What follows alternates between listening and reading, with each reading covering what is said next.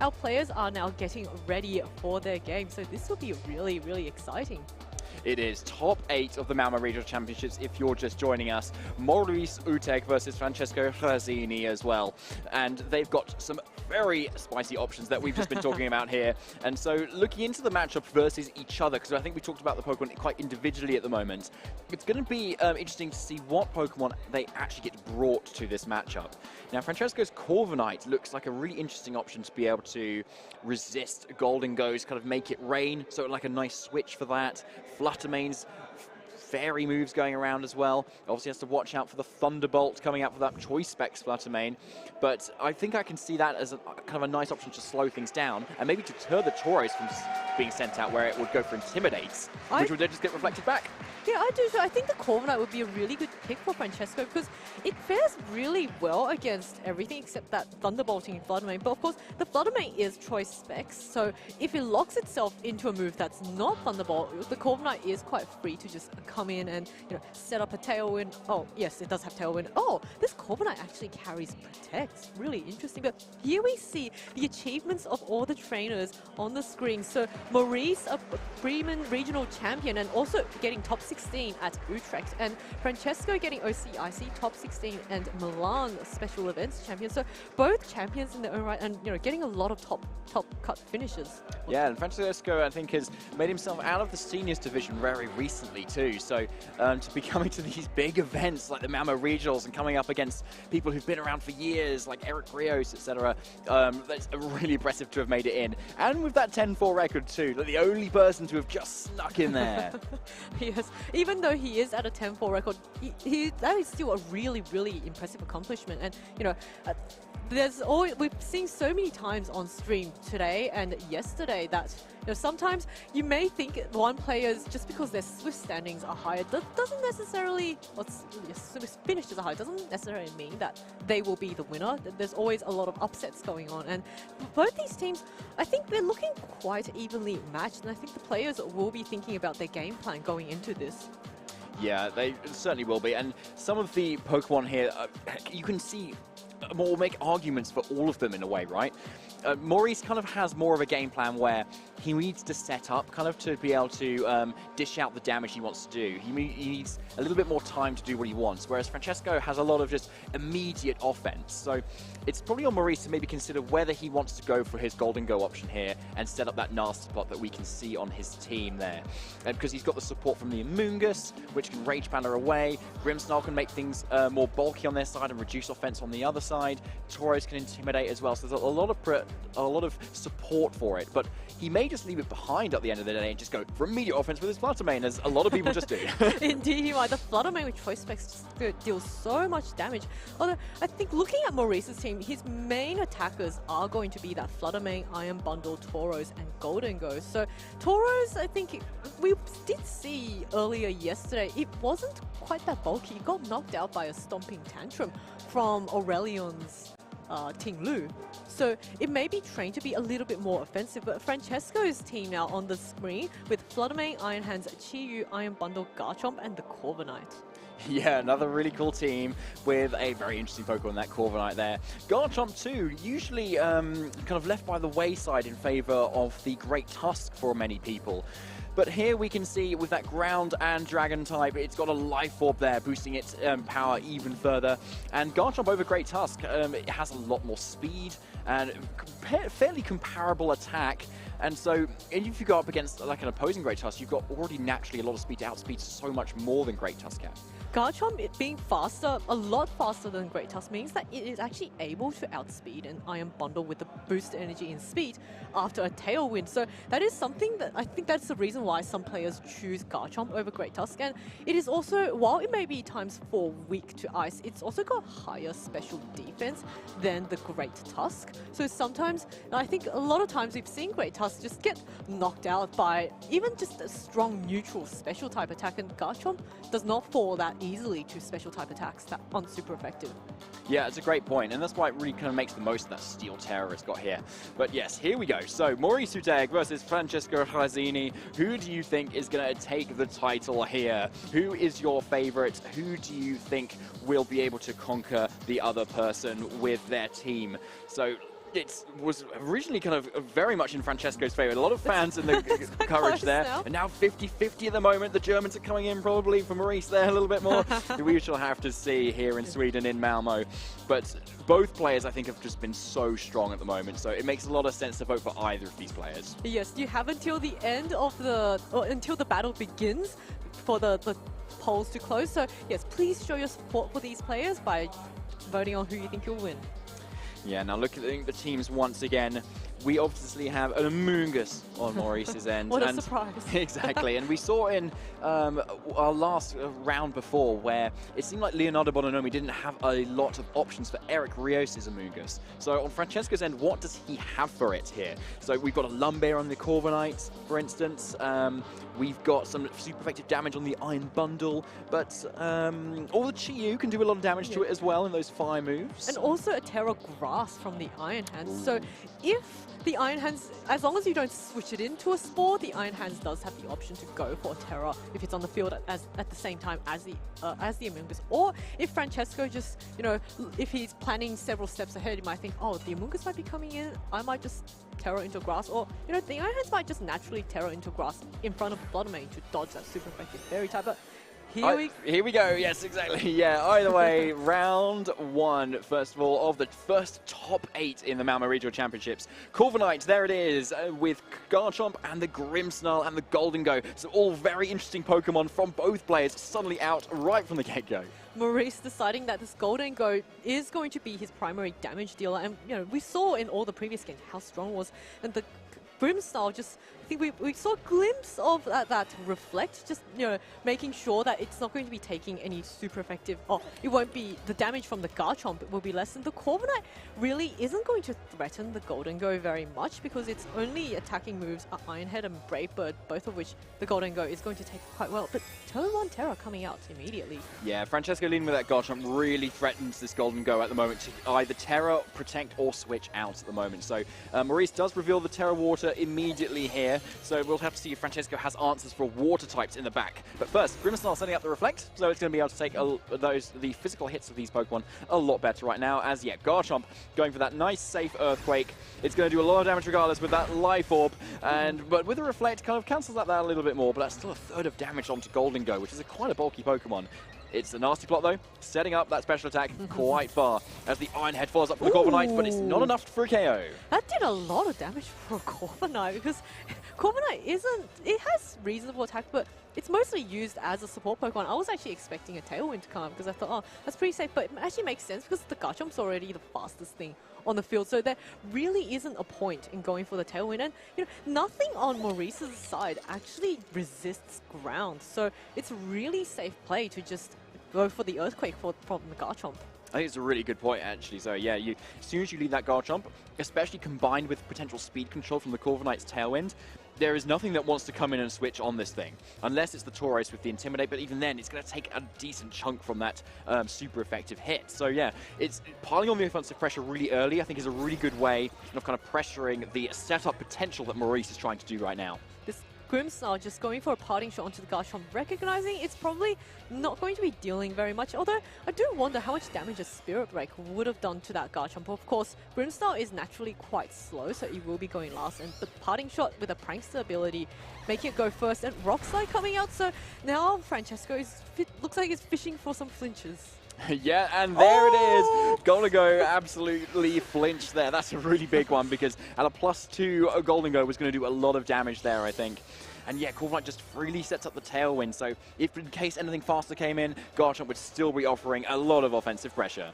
Overall, I don't think that was too bad of a turn for Maurice, even though the Golden Go flinched. The Amoonguss managed to get in, took a little bit of chip damage, but it's very free to just Pollen Puff its partner, and there's nothing really that Francesco can do to actually... I don't think the Golden Go can be knocked out because it's under the protection of a Reflect, so unless it gets a critical hit, the Golden Go should probably survive this turn.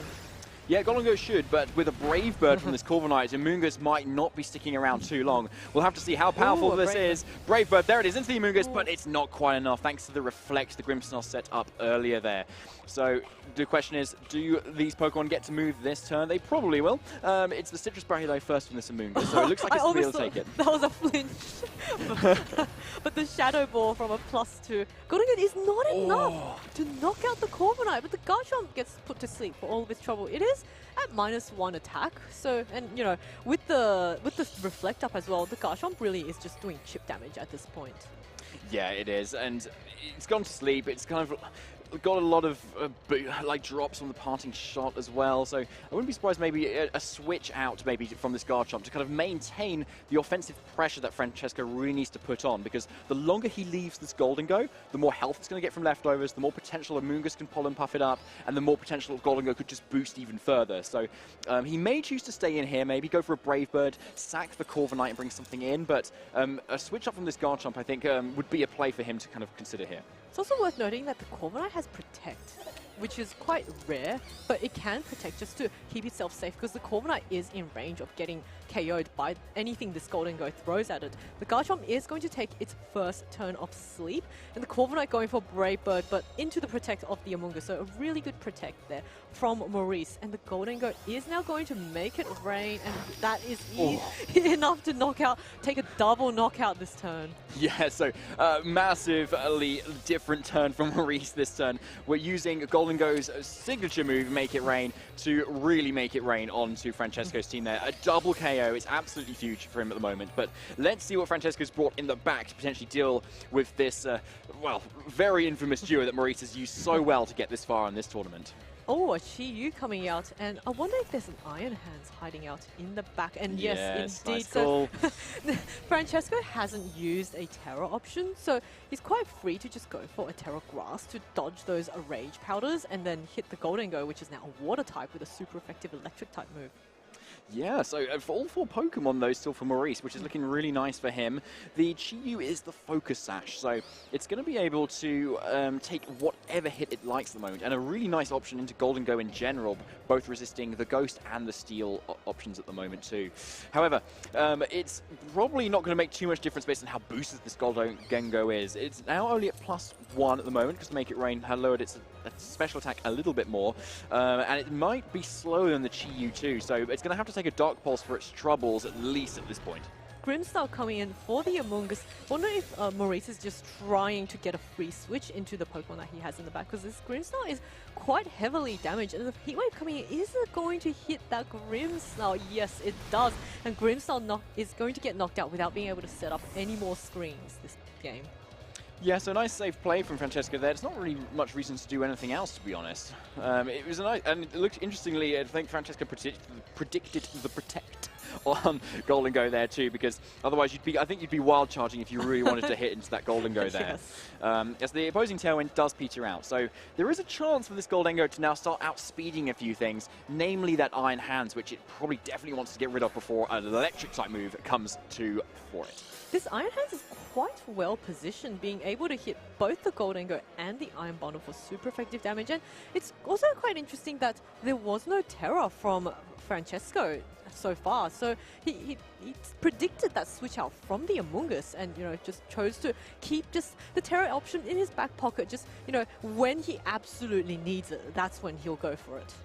Yeah, exactly. And there's not a lot of reason to go for it either. Maybe we'll see it on the Chi-Yu at some point to kind of boost up that fire damage, but at the moment, maintaining your Dark type means you do resist those Shadow Balls, so maybe hoping that it can take at least kind of 2 of the Shadow Balls, and that would mean it would be worth maintaining that Dark typing at the moment.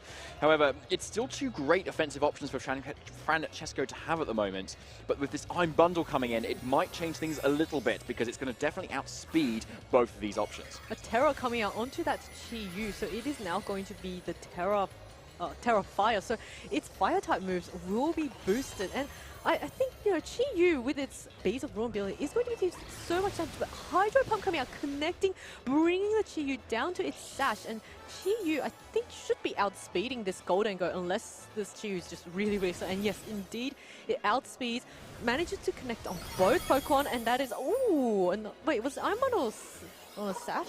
Oh, no, it wasn't. Wow. So invisible Focus Sash coming right through. Yeah, Maurice could see it. I don't think he was expecting that. Yeah, He knows he's got lucky there, I think. There. Yeah, 1 HP on his Iron Bundle. Such protagonist energy at the moment. Wild Charge into the Golden Go is enough to get that KO now, but with this I'm Bundle on 1 HP and an Amoongus. It's still close, though, as to who's going to really take this, to be honest, because Iron Hands with that Wild Charge is looking pretty strong. However, looking at Iron Bundle's moveset, that Encore could be very key at the moment, because if you go lock it into Wild Charge, suddenly it's not hitting that Amoongus very hard. No, and you will be forced to take recoil damage from that Wild Charge as well. So Amoongus, because Francesco has used his Terra option, the Iron Hands cannot go for the Terra Grass, which means that if the Amoongus tries to redirect it, or go for a Spore in this case, the Iron Hands will be put to sleep this turn. Yeah, absolutely going to sleep there. And that's the risk of committing your Terra to that fire at the moment there. I think if Francesco knew he wasn't getting that knockout on the Iron Bundle, we would have seen the Terra Grass here to be able to take away that Spore and hit the Iron Bundle for good damage. However, you would have taken the Freeze Dry super effectively. So, as we can see, Francesco does go for the forfeit as Maurice takes the game 1 in this top 8 set at the Malmö Regional Championships. Really well played from both players. I think here, Francesco was banking on his Chi-Yu being able to knock out that Iron Bundle. I wonder if that was a damage roll, because being left at 1 HP, was that a low roll or was that Chi-Yu just a really high roll? We won't know about this. And yeah, from the looks of it in that last game, Maurice with that big smile on his face probably wasn't expecting it either. No, absolutely. It depends on the training of both these players too. Francesco might not know it either. There might be a lot of kind of like defensive training on this Iron Bundle. The Chi-Yu might be modest, it might be timid in terms of its nature. We don't know either. And either boosting speed a little bit more or special attack a little bit more. So going into this game 2, to be honest, I think both players can probably do a similar thing and get away with having a very different game still, especially as that Iron Bundle survived on such a low HP. So what do you think could be changed up, if anything, on either of these teams? I think Maurice's Pokemon selection in that last game was quite solid. That Golden Go, it did get hit super effectively by the Iron Bundle and the Iron Hands, but it dealt enough damage to Francesco's lead Pokemon that it basically did its job already and chipped away at the opponent. And by then, the Iron Hands just had no options. Well, he baited out the Terra as well. But although that one thing is, I don't know if Maurice knows the exact damage calculations of that key Heat Wave survival, but Francesco, I think maybe last turn the Terra Fire option didn't quite work out, but here we are, the game 2, Iron Hands and Chi-Yu, a complete switch up versus the Grimmsnarl and Fluttermane. So a bit of a switch up from Maurice. Yeah, really interesting there. And I really like the switch up from Maurice, actually, because obviously the Golden Go was a real focus of that game 1. And we can see how Francesco's lead here has covered for Golden Go not terroring and for Golden Go terroring. So I think I really like this switch up here, where Fluttermane just immediately has so much offensive pressure on both of these options, especially when you consider the Chi-Yu is lowering the special defense of this Iron Hand. So any kind of defensive investment to kind of survive a Moonblast, say, with the Assault Vest is kind of gone now, thanks to that Chi-Yu Speeds of Ruin. That Fluttermane is probably quite happy that there's Chi-Yu on the field, because it is now able to hit that Iron Hands for super effective damage. And, even if the Iron Hands goes for a Terra, you've then baited out a turn 1 Terra, which is exactly what we see on screen. And here is the Fluttermane, actually, with the Terra Fairy. So wanting to deal some extra damage with its Fairy type attacks. Yep, and who can blame him? Because with 75% usage on the day 2 here, Fluttermane has a good reason to be making the most of its Fairy type. And it's actually a Terra apiece in this first turn here. The Chi-Yu's going right on the offensive with this Fire type, which I quite like here. I don't know, I really don't know my calcs of Terra Fire Chi-Yu, but maybe it's enough to be able to get some KOs. Oh my goodness! The fake out, oh my goodness, what a read on Francesco. Does it pay off though? Oh my goodness. There's the flinch, Heat Wave, it looks like it's connecting, coming from the Chi-Yu, targeting both of these slots. Does it get the knockout? It is not enough, but my goodness, that was such a read, just banking on this Fluttermane going for a Terra Fairy. This is amazing, and just showing us exactly why Francesco is in top 8 of Malmö Regionals. Yeah, absolutely in Maurice's head there completely, to shut down that Fluttermane for this turn. So a really nice play there, and as you can see from turn 1, there's a very different amount of HP now on both of these sides. Yeah, both these Pokemon on Maurice's side are in range of another Heat Wave. The Light Spring has been set up. Oh, did he set? Let's Reflect first. Oh, okay, that's why. Because I thought, that's a very, very offensive Chi-Yu. So the Light Spring will be set up. I think the Flutter Mane is still going to be knocked out because it is in such a weak HP range. But yeah, this light screen now coming off, and the Grimstone now setting up both screens now. Interesting, the switch into the Garchomp, though, in front of this very offensive Terra Fairy Fluttermane. Yeah, that Garchomp's definitely going down to that slot. So potentially Francesco really wants to kind of maintain his Iron Hands for whatever it might be in the back here. So it's another Heat Wave, though, from Francesco's to you. It definitely double connects again, and it's a huge double KO on both these Pokemon. I think in that last play, the reason why Francesco switched in his Garchomp, knowing that there was a potential Fairy-type move coming, was he wanted the Iron Hands back again for that free, like another turn and another turn of Fake Out. Because now that Maurice is down to his last 2 Pokemon, and Iron Hands, I think we will be seeing it come back and try to go for another Fake Out.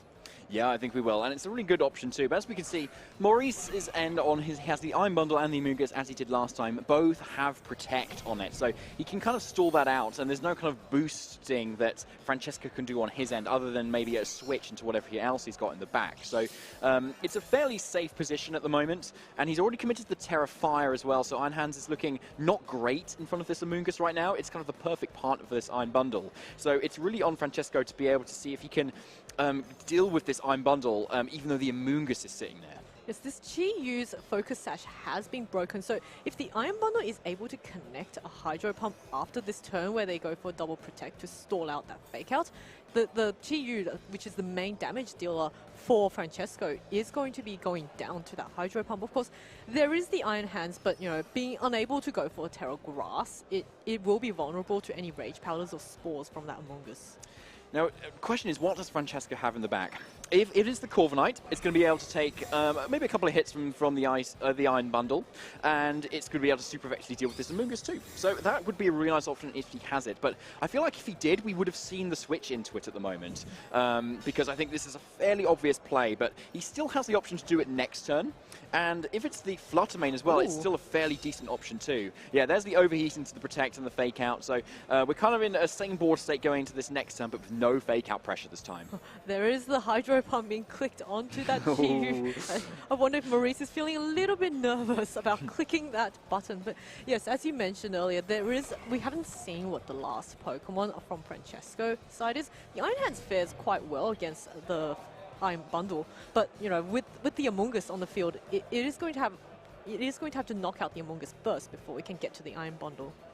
Yeah, it's that kind of catch-22 there where you really want to be able to hit this Iron Bundle, but yeah, because of this Rage Powder, all of those moves that would hit Iron Bundle super effectively will hit it. It's the hit on the Hydro Pump. Yes, Chi-Yu, that huge offensive option does go down at the moment, but this does enable Francesco to get in something quite safely that then could deal with this Amoonguss. We'll just have to see what it is. So that, you know, the first turn 1 was just such a mad read from Francesco, going for the Fake Out onto that Terra Fairy Fluttermane. But now both players are kind of in a roughly equal space. The Fluttermane, of course, coming out from Francesco, it does have the Dazzling Gleam, and it is a choice specs. So the Amoonguss is not going to be able to Rage Powder away any of its spread moves. But of course, Maurice's Pokemon, they do have a light screen, so I don't think this Fluttermane is going to be able to knock out this Iron Bundle with a Dazzling Gleam or a Moonblast, even if the Amoonguss doesn't redirect. Yeah, Maurice is a really safe play here, as we can see him doing it, because Amoonguss is in no threat of getting KO'd here bar any critical hits, and it can get a Spore off just immediately. So it's a tricky position, and it can really just shut down the Fluttermane, which is the only kind of thing that is going to really do a lot of damage to it. That's why I think we see a lot of players doing substitute on their Fluttermane, as we see the nice Protecting Iron Bundle, very nice Protect there, as the Spore does go out into the main threat being this Fluttermane. Now only this Iron Hands is sitting there, and Maurice can just Rage Powder away any attacks from it. So even though Francesco got off to a really good start, I think he's in quite a tricky position right now, because now this Iron Bundle does not have any spread moves, so it cannot touch this. But the Hydro Pump is going to miss. So if Maurice keeps going for that Hydro Pump and it keeps missing, there is a chance that Francesco is able to make it. Ooh! Oh, there's the Wild Charge! Yeah. And yes, with the Reflect up, it is not able to knock out this Iron Bundle. And now the Iron Hands is going to be put to sleep. So both Pokemon fast asleep on Francesco's side. Yeah, exactly. Fast asleep. And this Iron Bundle is still looking fairly safe at the moment, as long as the Mungus keeps Rage Powdering currently. Yes. But yeah, there's a Hydro Pump into the Flutter Mane. The Flutter Finally. Mane can, I think, wake up this turn, which it does not. So a key thing that's kind of happened there at the moment, because it's still kind of dicey as to how quickly these Pokemon wake up and if Maurice's Iron Bundle can really hit its moves. But with a Pollen Buff, this Iron Bundle can take yet another hit from either of these Pokemon. Amoonguss just showing exactly why it's one of the best Pokemon in the format. Being able to put the opponent to sleep and also being able to heal up your own teammates is a fantastic ability for a Pokemon to have. And now this Amoonguss going for Rage Powder, just making sure, because Maurice has already scouted out that the Francesco's Flutter Mane is locked into Shadow Ball, so it is there's no spread moves coming, so it's very safe to go for a Rage Powder, and the Hydro Pump is going to connect, so knocking it out without having to worry about that wake That's up. a massive KO there. That's just the main threat completely gone for this Amoonguss, and this Iron Hands, as we know,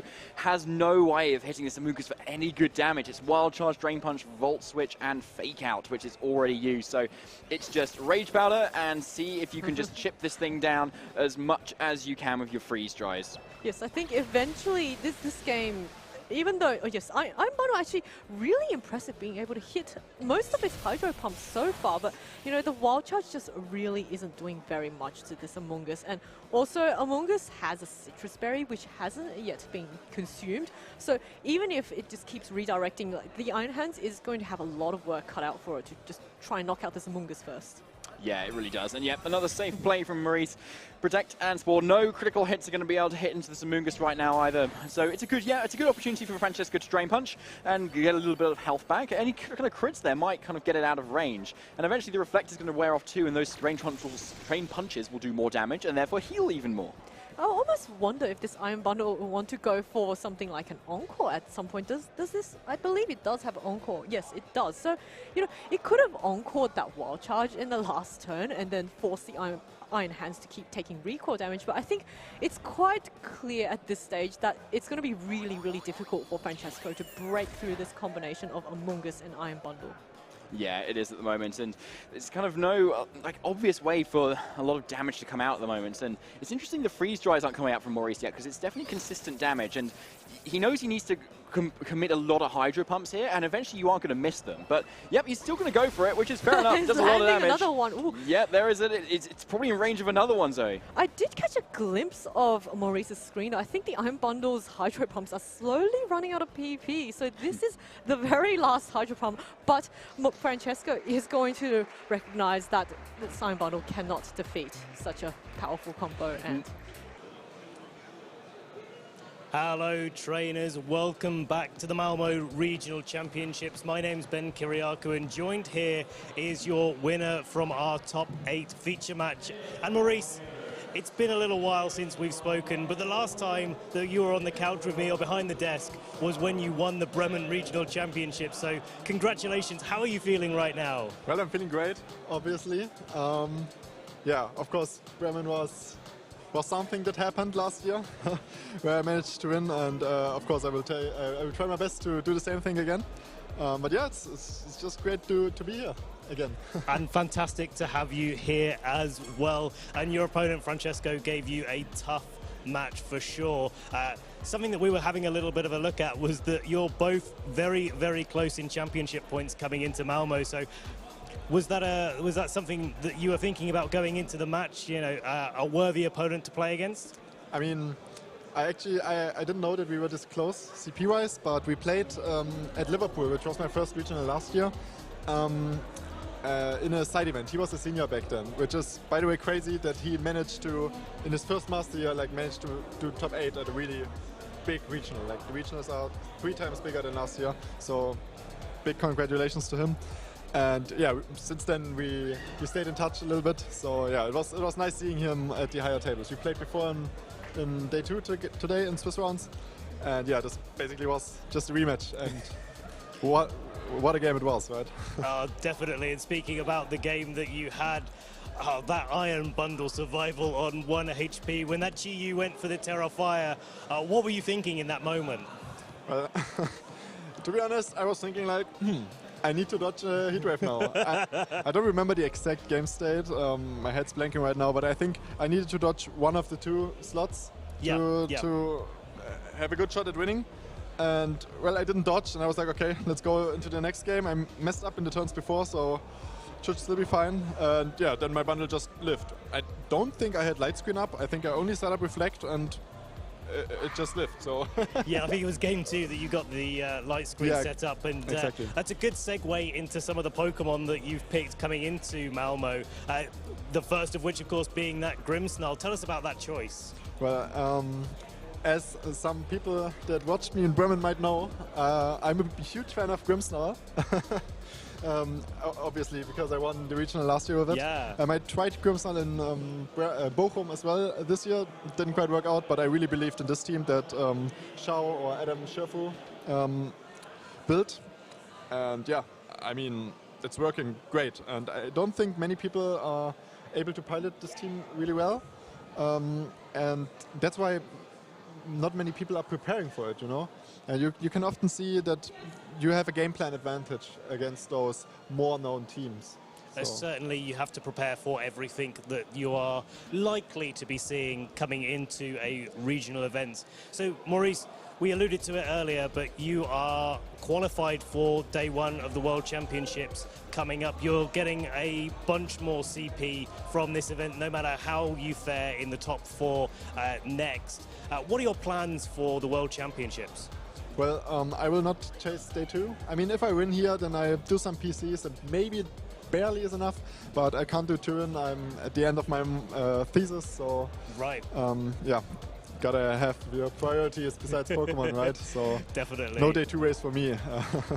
But certainly a successful day 1 race that you've had. Definitely, yeah. Before we wrap up and let you get prepared and focused for your top 4 match, is there any shout-outs that you want to give to friends and family, either here or back home? Yeah, of course. I mean, I want to shout out my girlfriend who joined me here in Malmö. Funnily enough, the only other event that she joined was Bremen last year. So a good luck charm. Some people are saying it's the Grimmsnarl, but maybe it's the girlfriend, you know? Maybe a little bit of both. Maybe a little bit of both. Yeah. So shoutouts to her, of course. Shoutouts to all my friends watching the stream. Shoutouts to Shao, who obviously built the team, and shoutouts to Finabas, who helped me prep a lot, even though I didn't have much time. He may even have put more time into the preparation than I did, and he isn't even playing, so shoutouts to him as well. And yeah, shoutouts to my friends and family watching at home, especially to my mom and grandma who are probably watching. Oma, wenn du das siehst, ne? Danke fürs Zuschauen, und yeah, I'm just really happy to have so much support from all over the community and beyond. Very, very touching words indeed. Thank you so much for your time. We're going to go to a short break now, but we'll be back very soon for the top 4 of the Malmö Regional Championships. You won't want to miss it, so stay tuned. We'll be right back.